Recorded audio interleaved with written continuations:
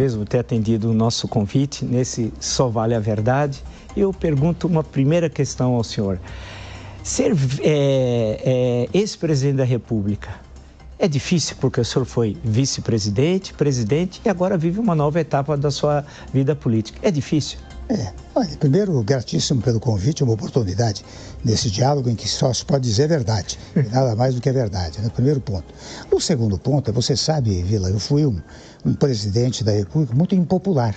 E é interessante, há pouco tempo, ainda hoje, eu fazia encerramento de um congresso de direito constitucional e eu dizia que foi aquela impopularidade que me permitiu fazer as coisas que eu fiz no governo. Porque você mexer em certos temas, por exemplo, direito de trabalho, previdência social, teto de gastos públicos, recuperação de estatais, é vespeiro, né? Mas eu consegui fazer porque era impopular, ou seja, não tinha como objetivo a reeleição.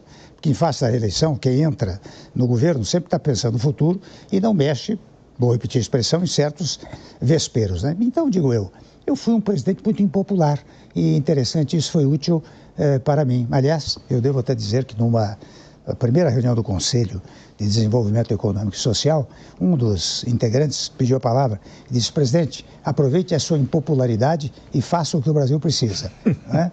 E interessante, sem embargo de ter sido um presidente muito impopular, eu me tornei um ex-presidente popularíssimo. A verdade é que hoje há um reconhecimento muito grande daquilo que nós fazemos, até agradeço as suas palavras inaugurais, né? Porque é exatamente isso, as pessoas tinham uma certa visão do governo e ao depois, quando eu saí do governo, verificaram que nós fizemos muita coisa naquele período e com muita tranquilidade, coisa que, com toda franqueza, hoje inexiste um pouco, né? Hoje existe uma certa intranquilidade. Naquele período meu, talvez no meu estilo, né?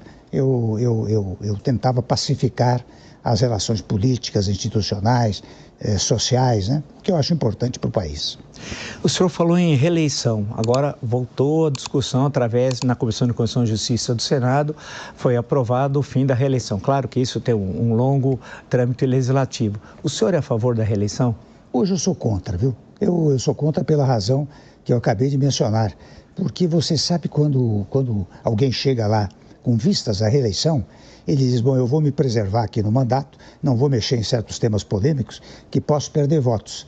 E daí isto prejudica, convenhamos, a própria governabilidade. Você veja, quando foi dito isso a mim, aproveite a sua impopularidade, a tradução que eu fiz é o seguinte: olha aqui, Temer, como você não está pensando em reeleição, faça o que o Brasil precisa. Né? Então hoje, eu francamente sou contra a reeleição, acho que deve-se aumentar o prazo presidencial, embora eu tenha uma tese que não é exatamente o presidencialismo, mas é um outro sistema, o semipresidencialismo, né? Mas eu acho que a manter o presidencialismo é preciso aumentar o prazo de mandato, 4 anos acho que é pouco, 5 ou 6 anos, e naturalmente eliminar a hipótese da reeleição. Aí tem duas questões que eu queria aproveitar e conversar com o senhor. Primeiro, essa discussão atual fala em mandato de 5 anos. Nós tivemos, pela Constituição de 1946, um mandato de 5 anos. Só que não havia coincidência com as eleições legislativas, que o mandato era de 4 e 8 anos. Né? O senhor é a favor, então, do mandato nesse sistema de 5 anos, ou de 6 anos, ou de 4? 5. 5 anos. 5 é o ideal, né? 6 é um pouco alongado demais, né? Sim, talvez sim. 5 anos seja o ideal. Sim. Porque no governo é assim, viu, Vila? O primeiro ano é um ano quase de ajustamentos, né? Onde Sim. você tem que fazer aquilo que seja possível. Sim. E, portanto, depois você tem mais 4 anos pela frente para consolidar aquilo que se realizou no primeiro ano e meio de governo. Então, acho que o prazo de 5 anos é um prazo ideal. Não tenho dúvida disso. O senhor fez menção a um ponto aí de passagem que me parece de suma importância. Quando se discute que o sistema político brasileiro precisa ser reformado, se fala de muita coisa, inclusive nessa própria proposta de emenda constitucional. Mas não se fala numa questão que, para mim, é a central principal delas, que é se nós devemos manter o presidencialismo como vivemos, se teremos um parlamentarismo puro como vivemos no Império Peronomútil, em certo momento um parlamentarismo de improviso entre 1961 e 1963, naqueles momentos. Houve a tentativa da Constituinte, de um parlamentarismo puro, ou um semipresidencialismo com modelo francês, originalmente da Constituição de 1958, lá com Michel Debré, né? ou a experiência portuguesa, que tem algumas distinções em relação à França. Eu vi que o senhor é defensor do semipresidencialismo. No que consiste o semipresidencialismo e por que, presidente, ele é melhor, numa linguagem mais vulgar, por que ele é melhor do que o sistema que nós vivemos? Olha, eu acho o seguinte, Vila, que interessante. Quando eu estava na faculdade, meu professor de filosofia e direito era o Miguel Reale, pai, né? Sim. E ele tinha a teoria do chamado ato, valor e norma. E há certos atos que vão sendo valorizados de uma tal maneira que, num determinado momento, se transformam em lei, se transformam em norma. E eu acho que no presente momento, isto até se iniciou, creio eu, no meu governo. Porque no meu governo, e eu não fiz isso por conta própria, eu fiz isso porque a Constituição determina. Eu trouxe o Congresso para governar comigo, o que me ajudou muitíssimo. Eu tinha passado 6 mandatos lá na Câmara dos Deputados, presidente da Câmara várias vezes. Isso facilitava o meu diálogo com o Congresso. E é interessante, as pessoas aqui no Brasil, como nós temos sempre uma visão muito centralizadora, achando que o presidente pode tudo, e não pode, só pode se tiver apoio do Congresso Nacional. E faço aqui exemplos, né? Você, presidente da República, você manda projetos de lei, projetos de emenda, precisa vê-las aprovadas. Você edita medidas provisórias, precisa vê-las convertidas em lei. Você veta, precisa ver se mantém o veto. Então, quem governa o país, na verdade, não é apenas o presidente, é o executivo mais o legislativo. Por que eu digo, por que eu falei em ato, valor e norma? Porque você veja, nos dias atuais, eu constato apenas isto, né? O orçamento não só é aprovado pelo parlamento, como praticamente com as tais emendas impositivas, emendas de relator, emendas de comissão, emendas de bancada e outras tantas emendas, o Congresso hoje praticamente domina a peça orçamentária. Primeiro ponto. Segundo ponto, eu verifiquei em vários instantes que os presidentes, o Lira e o Pacheco, em alguns momentos, eles chamavam setores da nacionalidade para fazer grandes acordos. No exemplo dos planos de saúde, que num dado momento foram chamados para fazer um grande acordo nacional. É tipicamente uma função executiva. Primeiro ponto. O segundo ponto é que, sem embargo de comandar o orçamento, portanto, destinar as verbas, até estabeleceu-se uma regra do chamado orçamento secreto, que é proibido pela Constituição, porque a Constituição determina a publicidade de todos os atos públicos. Não sei como é que se pôde pensar num orçamento secreto. Mas isso significa que certos atos vão sendo praticados, levando à convicção que o ideal para o país seria você entregar esta função de natureza executiva interna do país para o parlamento, porque daí o parlamento, muito bem, ele destina as verbas, mas ele é responsável pela governabilidade. Porque chega na reeleição, ao invés de ele sempre dizer, olha, eu mandei para cá um trator, ou mandei uma esteira, ele vai ter que dizer, se da situação, governei bem. Se da oposição, me opus adequadamente nos pontos tais e quais. Você percebe que isso, em primeiro lugar, melhora a discussão política no país. Segundo ponto, você perguntou e é semipresidencialismo, porque não é nem o parlamentarismo puro, nem o presidencialismo puro. Né? É uma amálgama dos dois sistemas. Segundo ponto que eu digo é que você acaba com o trauma do impeachment. Nós temos 36 anos de Constituição de novo Estado, já tivemos 2 impeachments. E sobre mais, eu fiz uma pesquisa, desde o tempo do presidente Itamar Franco, nós tivemos quase 300 pedidos de impedimento. E o impeachment, eu cheguei lá em função do impeachment da senhora presidente, mas ele cria um trauma institucional. Diferentemente, no sistema semipresidencialista, em que o parlamento comanda a execução interna, você, primeiro, só tem governo se tiver maioria parlamentar.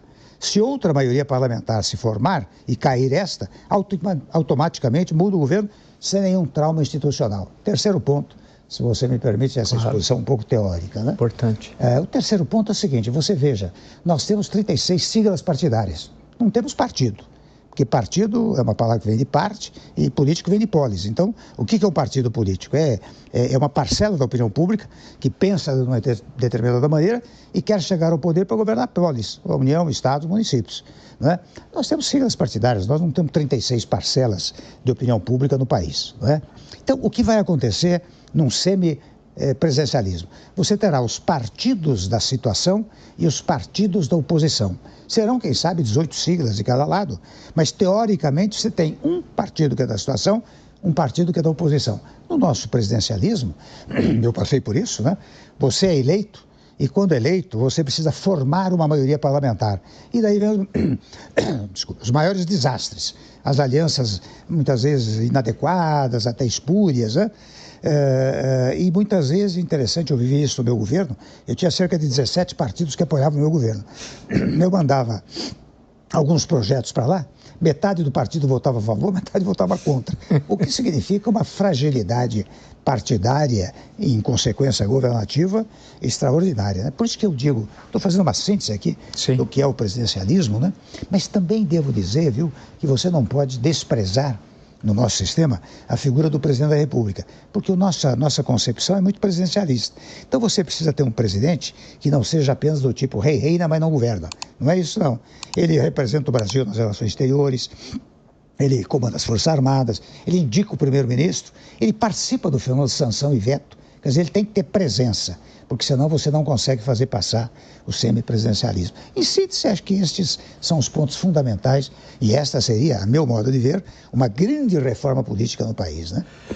Porque quando nós tivemos aquele período 61, 63, na emergência foi criado o parlamentarismo, renúncia lá de Jânio Quadros, o presidente, pelaquela emenda rapidamente votada, ele perderia, não seria eleito diretamente o presidente da República naquelas circunstâncias, e curiosamente que o primeiro gabinete do Tancredo Neves foi muito bem, foi um gabinete de União Nacional, que infelizmente teve de terminar na metade do ano seguinte por razões eleitorais que votaram uma lei sui generis para ser candidato em outubro, tinha de sair 3 meses antes um ministro, que isso é regra que não existe em qualquer regime parlamentar. Bem, aí eu pergunto, nessa proposta que o senhor apresentou aqui, o presidente é eleito diretamente, né? Eleito diretamente, e esse parlamentarismo que você mencionou é um parlamentarismo, se me permite a expressão, entre aspas, quebra-galho. Sim. Que foi apenas uma coisa de ocasião, né? O que nós estamos propondo é uma coisa muito séria, nós e vários outros, né?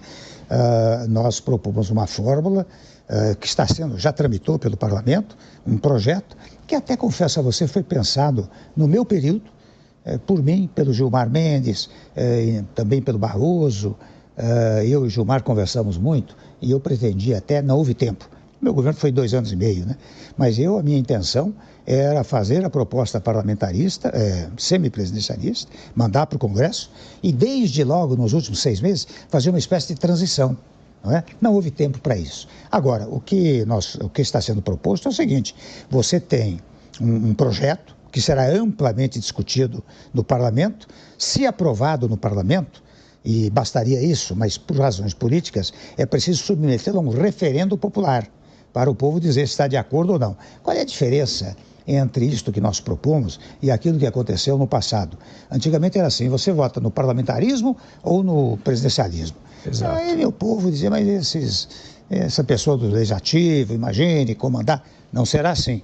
Você terá um período eleitoral, de programa eleitoral.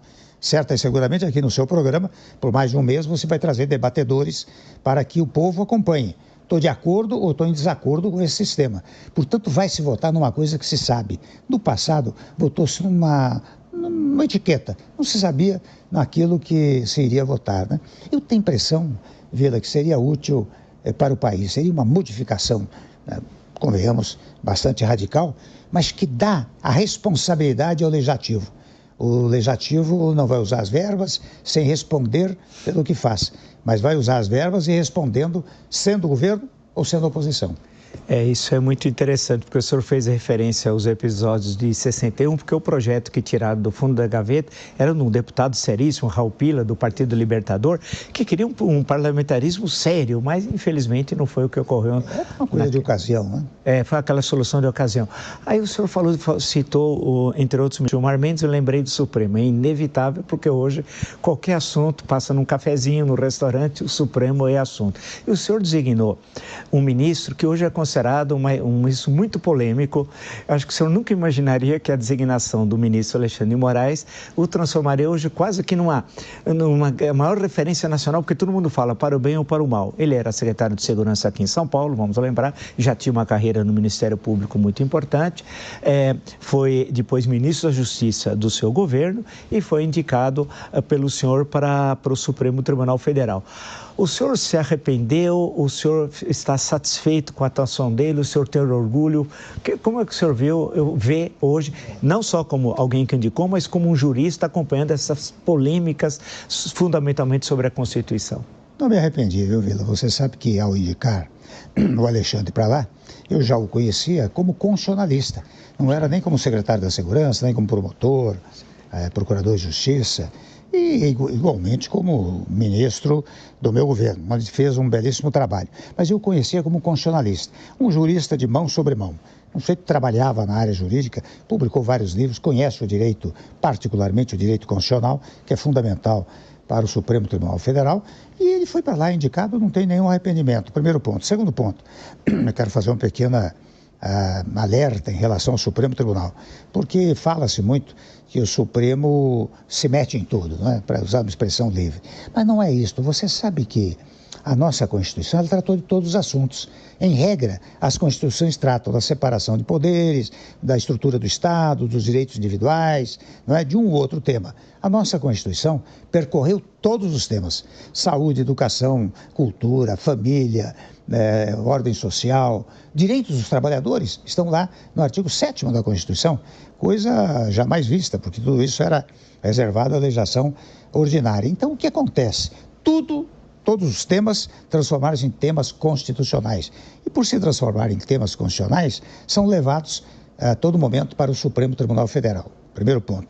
Segundo ponto, também criaram-se, no passado, havia uma chamada ação direta de inconstitucionalidade. Esta Constituição, ao lado dela, trouxe a ação direta de declaração de constitucionalidade, a arguição de descumprimento de preceito fundamental, que é quando a ofensa aos princípios constitucionais, o controle da inconstitucionalidade por omissão, que é entregue a determinadas figuras, mas é entregue a mim, por exemplo, cidadão comum, por meio do mandado de injunção. Se eu perceber que a tardança na regulamentação do dispositivo constitucional me impede de desfrutar um determinado direito, eu posso ir com o mandado de injunção. Por que é que eu estou dizendo isso? Tudo isso vai parar no Supremo Tribunal Federal. E o Alexandre, na verdade, ele teve uma coragem jurídica e até pessoal, num dado momento da história do Brasil, não é? Eu acho que até ele garantiu as eleições no nosso país, ele e o Supremo, não é? Primeiro ponto. Segundo ponto, a crítica que se faz não é em relação a eventuais punições que tenham se dado em função do tal 8 de janeiro, não é? A crítica que se faz é da dosagem da pena. As penas foram elevadas. E até recentemente, dando uma entrevista, eu disse, depois recebi alguns telefonemas de gente graduada, né, do próprio Judiciário, dizendo o seguinte: olha, ao invés de ter uma anistia lá pelo Congresso, isso pode criar um mal-estar entre os poderes, o Congresso e o Supremo. O ideal dos ideais é que o próprio Supremo Tribunal Federal fizesse uma redosagem dessas penas. Basta provocá-lo e que isto pode ocorrer. E eu percebi que isso caiu muito bem, sabe? Eu verifico gente que está dizendo que o Supremo poderia rever isso. Foi condenado a 14, se cumpriu 2, já tem direito a condicional. Ele liquida esse assunto pelo próprio Supremo Tribunal Federal. Então, digo eu não me arrependo, o Alexandre faz um belíssimo trabalho, é polêmico, não há dúvida, até porque ele entra em polêmicas internacionais, né? Então, é polêmico, mas é o estilo dele, né? É o estilo dele. Agora, ele é um legalista, ele não é um sujeito, digamos, radical, que aparece na divulgação que ele radicalizou posições, mas eu o conheço muito bem há muito tempo. Ele é um sujeito discretíssimo, não tem essa radicalização que se atribui a ele, né?